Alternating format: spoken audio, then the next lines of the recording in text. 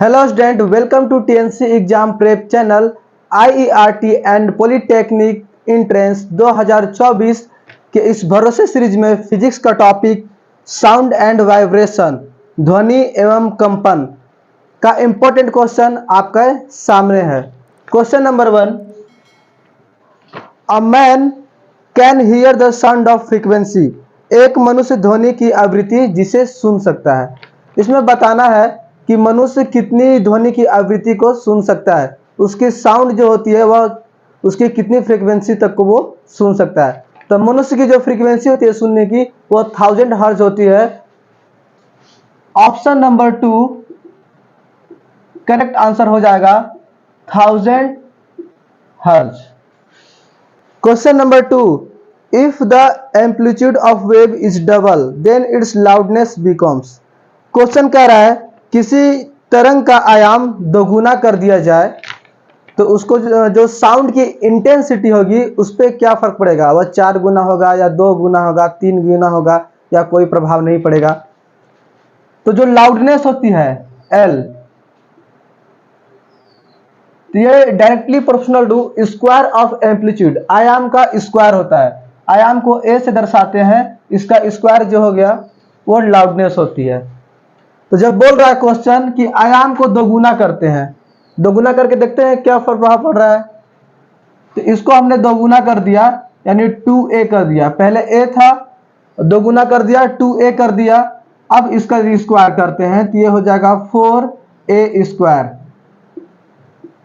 तो जो लाउडनेस है वह क्या हो जाएगा 4 टाइम्स इंक्रीज कर जाएगा, 4 गुना हो जाएगा। Option number 3 is correct answer. Option 3 correct answer, 4 गुना हो जाएगा। क्वेश्चन नंबर 3, ध्वनि की तीव्रता को मापन करते हैं, इंटेंसिटी ऑफ साउंड। तो ये जो साउंड की तीव्रता होती है इसको दिया था हेनरिक हर्ज ने। एक साइंटिस्ट थे हेनरी हर्ज, जिन्होंने क्या की थी, साउंड को मेजर किया था। तो इसको मेजर करते हैं डेसिबल में, dB, decibel. Question number 3, D small और बी कैपिटल, इसको बोलते हैं डेसिबल, डेसिबल। तो साउंड की जो फ्रीक्वेंसी होती है उसको हम डेसिबल में मेजर करते हैं। Option number 2 correct answer, D B, decibel. Question number 4, part of sound waves where air pressure is maximum it is known as. Question बोल रहा है ध्वनि तरंगों का भाग जहां वायु का दाब अधिक होता है। मैं ध्वनि की ऐसा पार्ट बताना है जहां प्रेशर बहुत ज्यादा हो जाएगा तो वहां ध्वनि पे क्या प्रभाव पड़ता है।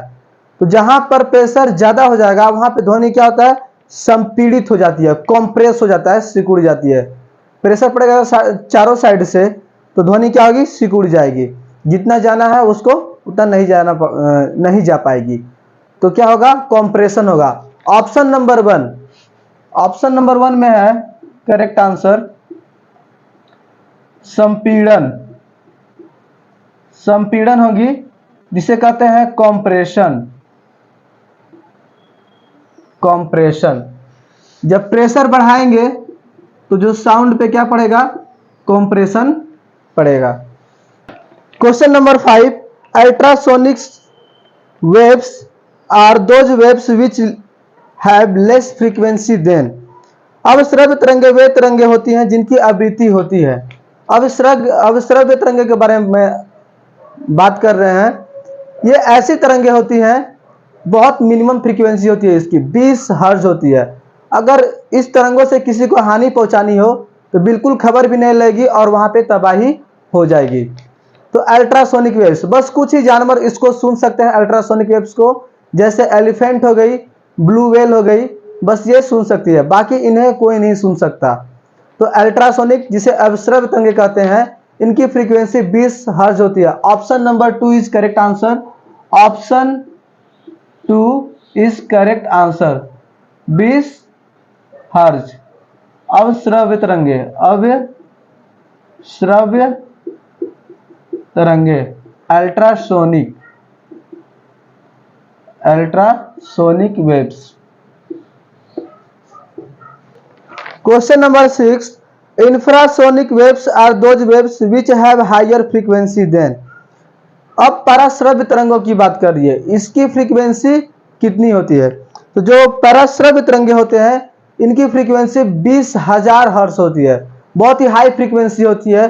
अगर जो मनुष्य की क्षमता है सुनने की वह 20,000 तक से है, तो 20,000 से अगर ऊपर हो जाएगी तो उसको हम नहीं सुन सकते हैं उस फ्रीक्वेंसी को।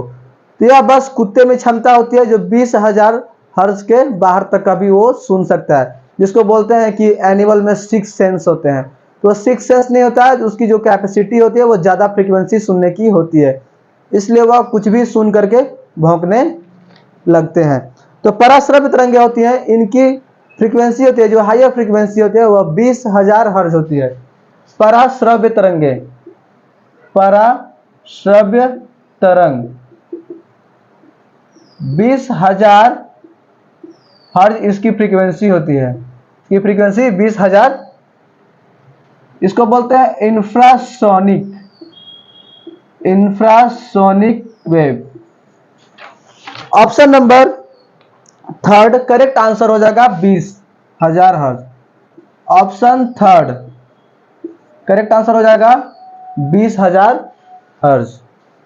क्वेश्चन नंबर 7 कह रहा है audible waves are those waves which have the frequency between. अब ऑडिबल्स वेव क्या होती हैं, हमने दो वेव्स देखा, अल्ट्रासोनिक, इंफ्रासोनिक। जो ऑडिबल वेव्स होते हैं, जो श्रव्य तरंगे होते हैं, वह पराश्रव्य तरंगे और अवश्रव्य तरंगे। इंफ्रासोनिक और अल्ट्रासोनिक का जो बीच का जो रेंज होता है उसे बोलते हैं ऑडिबल वेव्स, श्रव्य तरंगे। तो एक हमने देखा अल्ट्रासोनिक 20,000 हर्ट्ज और इंफ्रासोनिक एक 20 हर्ट्ज एक 20,000 हर्ट्ज। तो अल्ट्रासोनिक 20 था, अल्ट्रासोनिक 20 हर्ट्ज, और एक था इंफ्रासोनिक, इंफ्रासोनिक 20,000 हर्ट्ज। जो इसके बीच का जो रेंज होता है, कहने का मतलब है 20,000 हर्ट्ज से 20,000 हर्ट्ज HZ हर्ट्ज, ये जो वेव होती है वो श्रव्य तरंगे होते हैं। इनके जो बीच का होता है अल्ट्रासोनिक और इंफ्रासोनिक, अवश्रव्य तरंगे और पराश्रव्य तरंगे, इनका जो बीच का रेंज होता है फ्रीक्वेंसी का, इसको बोलते हैं ऑडिबल, श्रव्य तरंगे, ऑडिबल वेव, श्रव्य तरंग। तो इसकी फ्रीक्वेंसी पूछ रहा था क्वेश्चन में किनके मध्य होती है। तो ऑप्शन नंबर 2 20 से 20,000 hertz. Option 2 correct answer, option 2 correct answer, 20,000 से डाउन 20 हर्ट्ज तक, 20 हर्ट्ज से 20,000 तक, ये करेक्ट आंसर हो जाएगा ऑप्शन नंबर 2।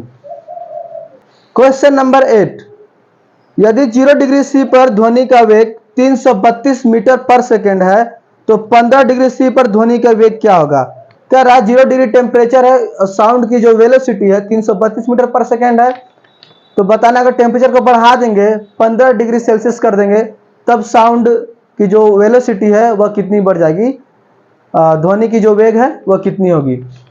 ठीक है, क्वेश्चन में दिया है 0 डिग्री सी पर जो ध्वनि की वेग है वह 332 मीटर पर सेकेंड है, ये चीज दिया हुआ है। तो जो वेलोसिटी होती है साउंड की उसका फॉर्मूला होता है v equal to 332 plus 0.6 into TC। जो TC है वो टेम्परेचर है सेल्सियस में, इसको बोलते हैं TC। तो 0 पे कितना है 332 है, अब बढ़ा दे रहे हैं तो क्या बढ़ा रहे हैं, टेम्परेचर हो जा रहा है 15 डिग्री सेल्सियस। तो TC की वैल्यू कितनी दे रहा है, वो 15 डिग्री सेल्सियस दे रहा है। तो यहां पे इसकी वैल्यू रख देंगे v equal to 332 plus 0.6 into 15, यहां इसको मल्टीप्लाई करेंगे तो हो जाएगा 9। 332 में 9 हम ऐड कर देंगे तो हो जाएगा 341 मीटर पर सेकेंड। जब टेम्परेचर 15 डिग्री सेल्सियस होगी तो जो साउंड की वेलोसिटी है, ध्वनि की जो वेग है वह कितनी हो जाएगी, 341 metre per second. Option number 4 is correct answer, option 4 correct answer हो जाएगा 341 metre per second. Question number 9, the wave length of wave SI measured in, is measured in दिया है, थोड़ा मिसप्रिंटिंग हो गया है। तो wave length of a wave is measured in कह रहा है कि जो वेव लेंथ होती है, जो तरंग दैर्घ्य होता है, उसको किसमें मेजर करते हैं। तो तरंग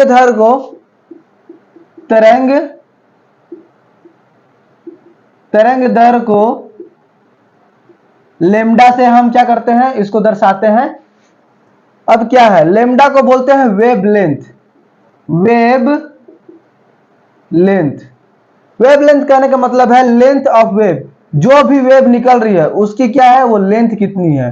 जब लेंथ की बात आती है तो लेंथ को किससे मेजर करते हैं, मीटर में मेजर करते हैं। लेंथ को मेजर करते हैं मीटर में।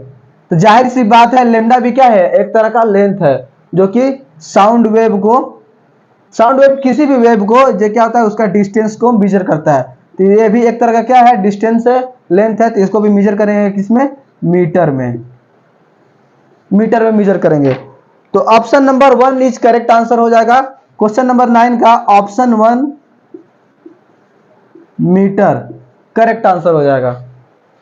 क्वेश्चन नंबर 10 वो कह रहा है a sound wave is produced when an object, ध्वनि तरंग जब उत्पन्न होती है तब कोई पिंड। अब ये बताना है तब कोई पिंड पे क्या प्रभाव पड़ता है, वह मोशन करता है या जंप करता है। ठीक है, इस चीज को देखते हैं।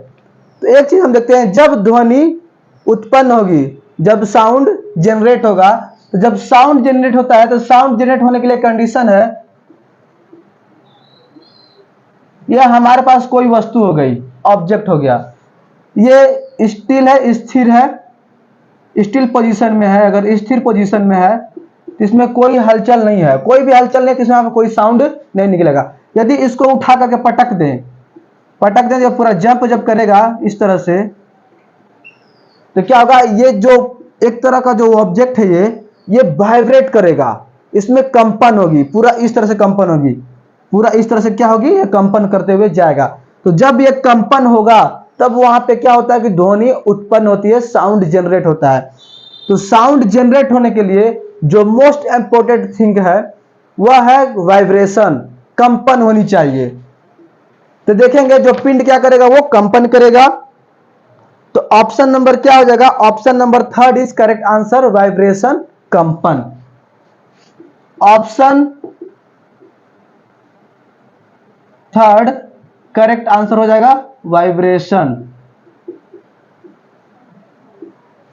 क्वेश्चन नंबर 11 देखते हैं, साउंड ट्रेवल्स फास्टर इन। अब बताना कि साउंड किसमें बहुत तेजी से गति करता है।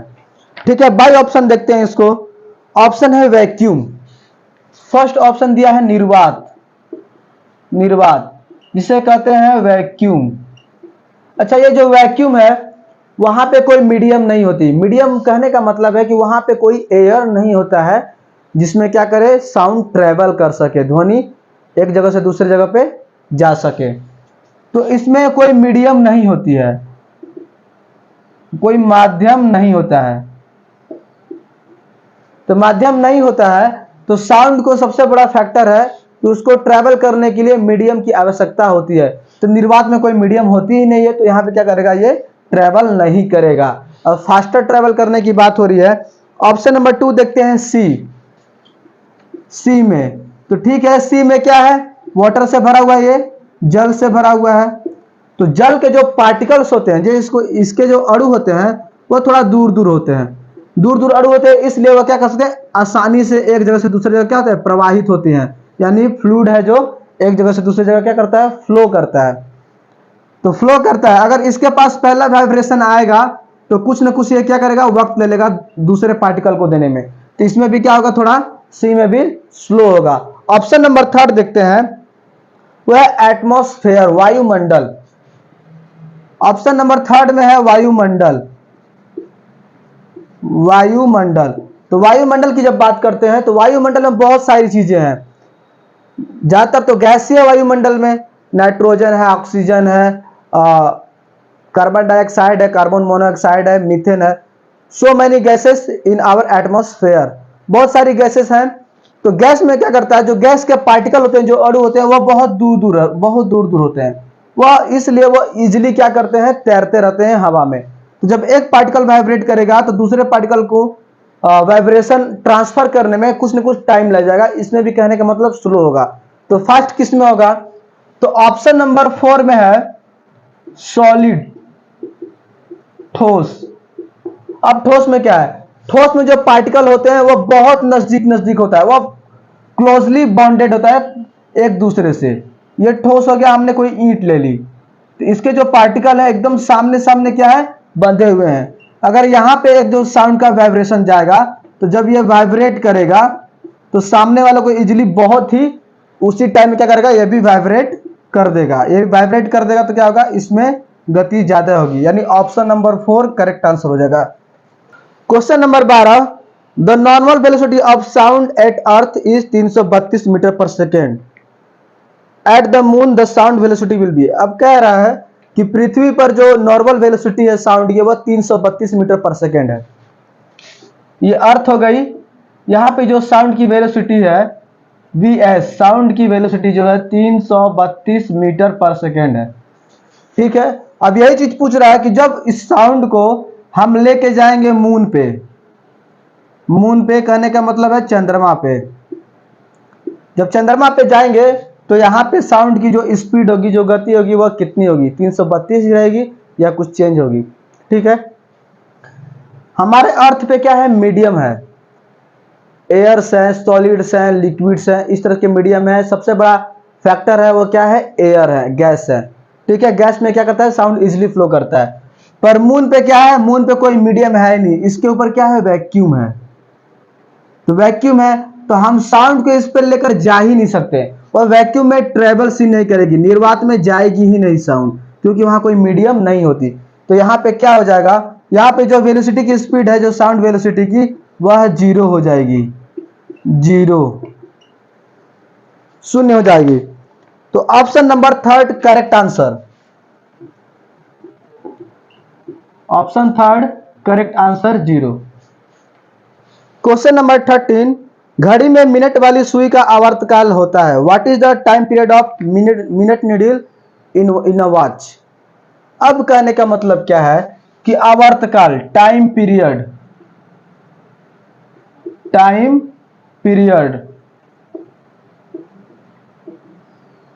अब उसमें 3 तरह की सुइयां होती हैं, एक सेकेंड वाली नीडल होती है, एक घंटे वाली सुई होती है, एक मिनट वाली सुई होती है। तो मिनट वाले का आवर्तकाल कितना होता है, टाइम पीरियड कितना होता है। टाइम पीरियड कहने का मतलब है कि वह एक चक्कर लगाने में कितना टाइम ले रहा है। अगर मिनट वाली सुई है, मिनट वाली सुई है जो, वह इसको पूरा एक राउंड लेने में कितना मिनट लगी, तो मिनट वाली सुई है 1 घंटे की टाइम लेती है, तो 1 घंटे में 60 मिनट होता है। कहने का मतलब है जो मिनट नीडल है, जो मिनट वाली है सुई, वह एक चक्कर लगाने में कितना समय लगी, 60 मिनट का चक्कर लगी। इसी को हम कहते हैं टाइम पीरियड, एक चक्कर में लिया गया समय। तो ऑप्शन नंबर 2 करेक्ट आंसर हो जाएगा, 60 minute. Option 2 correct answer 60 minute. Question number 14, the temperature at which the velocity of sound is 2 times the velocity of sound eight 0 degree C। Question कर रहा है वह तापमान जिस पर ध्वनि का वेग 0 डिग्री तापमान पर जो ध्वनि का वेग है 2 गुना होता है। अब इसको कैलकुलेट करना है कि कितना होगा जब 2 गुना होगा तो।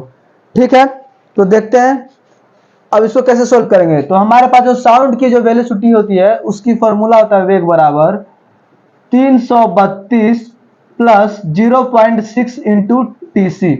पिछले क्वेश्चन में हमने बताया था कि 0.6 टाइम्स होते हैं टेम्परेचर के, तो 0 पर होता है कितना, 332 मीटर पर सेकेंड, ये होता है 0 पे।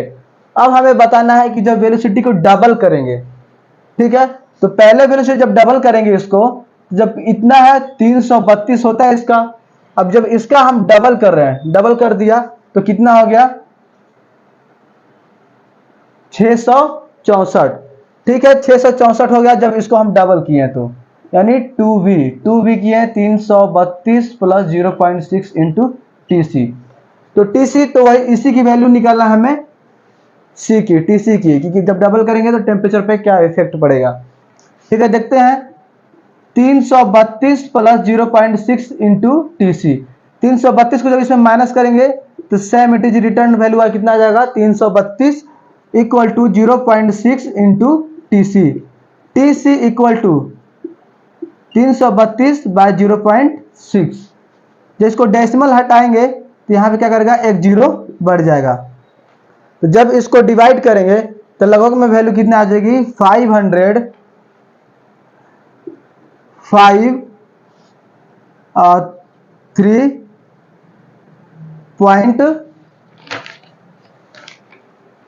लगभग में 553। ठीक है, ऑप्शन चेक करेंगे तो फर्स्ट ऑप्शन में 299 डिग्री, दूसरे में 399, चौथे में 499 और चौथे ऑप्शन में दिया है 553 पॉइंट समथिंग। 553 पॉइंट समथिंग आ रहा है, तो ऑप्शन नंबर 4 करेक्ट आंसर हो जाएगा। Option 4 correct answer. 553 पॉइंट लगभग में 3 करके ऐसा होगा। ये टर्मिनेटिंग वैल्यू होगी जो कि नेट डिवाइड होगी। तो ऑप्शन नंबर क्या हो जाएगा, ऑप्शन नंबर 4 करेक्ट आंसर हो जाएगा। Question number 15, what transfer in wave motion, तरंग गति में स्थानांतरित होती है। अब बताना है कि जब वेव मोशन होता है, जब तरंग की गति होती है तो उसमें क्या ट्रांसफर होता है। ठीक है, वेव मोशन, वेव मोशन, तरंग गति। हमने एक कोई तरंग ले लिया, हमने इस तरह से तरंग ले लिया, इस तरह से ये क्या हो रही है, जब एक तरह से ये चल रही है एक मीडियम से, ये हो गया क्रेस्ट, ये हो गया ट्रफ, बीच के ही डिस्टेंस को क्या बोलते हैं, लेमडा बोलते हैं। तो जब जब यहां से ये चल रही है तो क्या ट्रांसफर अपने साथ क्या लेकर जा रही है वो, तो अपने साथ वो क्या करता है, वो टेम्परेचर लेके जाती है। ठीक है, कोई ना कोई ताप लेके जाती है, जिसमें क्या होता है, एनर्जी ऐड होता है, एनर्जी रहती है। एनर्जी रहेगी तब तो एक जगह से दूसरे जगह जाएगी। जब किसी चीज में एनर्जी नहीं रहेगी तो वह कहीं भी ट्रांसफर नहीं हो पाएगी, कहीं भी जा नहीं पाएगी। तो इसमें जो ट्रांसफर होती है वह एनर्जी ट्रांसफर होती है। स्पीड दिया ऑप्शन नंबर 1 में, स्पीड ट्रांसफर नहीं होगी। जो ट्रांसफर वाली चीज है क्या होगी, वो ऊर्जा ट्रांसफर होगी, एनर्जी ट्रांसफर होगी। Option number 2 is correct answer, energy transfer होगी, एनर्जी, ऊर्जा।